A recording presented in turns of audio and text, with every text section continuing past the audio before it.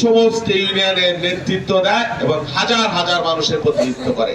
সেই জন্য সবসময় সবকিছুকে সংখ্যা দিয়ে আমি বিবেচনা করি না, আমি কোয়ালিটি দিয়ে বিবেচনা করি, মান দিয়ে বিবেচনা করি। আমি মনে করি এরাই হামিদ ইউনিয়নের প্রাণ, এরাই হামিদ ইউনিয়নের প্রাণ। সেই জন্য এই সভাটা আমার কাছে অত্যন্ত গুরুত্বপূর্ণ মনে হয়েছে। এদের সবার সাথে আমার কথা হয়েছে, অনেকদিন কথা হয়েছে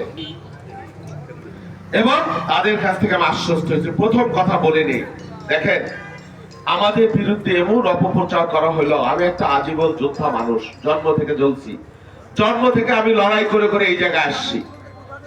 হ্যাঁ, আল্লাহ হায়াত রাখছে, সেই জন্য বাইসে আছি। 128টা মামলার আসামি, রক্ত ঝরাইছি, বারবার জেলে গেছি, নির্যাতিত হয়েছি, কিন্তু আমার কর্মীদেরকে মিলে আমি কোনোদিন যাই নাই।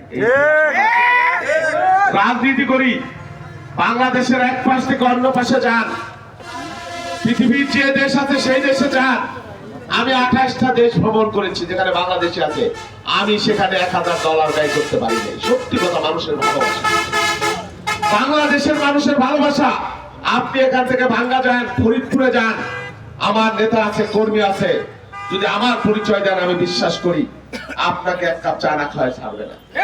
ঢাকায় যান, বিএনপি অফিসে আমার বসার একটা রুম আছে, আপনারা যদি বিএনপি অফিসে যায় পরিচয় দেন যে আমরা বাবুল ভাইয়ের এলাকার মানুষ, আমি বিশ্বাস করি আপনাকে কেউ খারাপ মুখ দেখাবে না, মুখ বেজার করবে না, এক কাপ চা না খাওয়ায় ছাড়বে না। ওইখান থেকে টেকনাফে যান, তেতুলিয়া যান, সবাই হয়তো চিনবে না, এটা ঠিক, কিন্তু কেউ কেউ যারা একটু খবর রাখে দেশ জাতি রাজনীতির, যদি বলেন যে আমি ভাঙ্গার মানুষ, হামিদের মানুষ, বাবুল ভাইদের এলাকার মানুষ, আমাদের এমপি ক্যান্ডিডেট, আশা করি 5 জনের মধ্যে একজন হলে আপনাকে চিনবে এবং বলবে যে ভালো মানুষ। বাটপার নেতা না, টাউট নেতা না, চোচ্চর নেতা না, চাঁদাবাজ না, বেয়াদব না, উচ্ছৃঙ্খল না। আমার ডিকশনারিতে এগুলা নাই। আরো বলে রাখি, আমার দলের কেউ যদি কোনো অন্যায় করে, যদি কেউ অন্যায় করে, এখানে নেতারা আছে, আরো নেতা, আমি পরিষ্কার বলে দেই,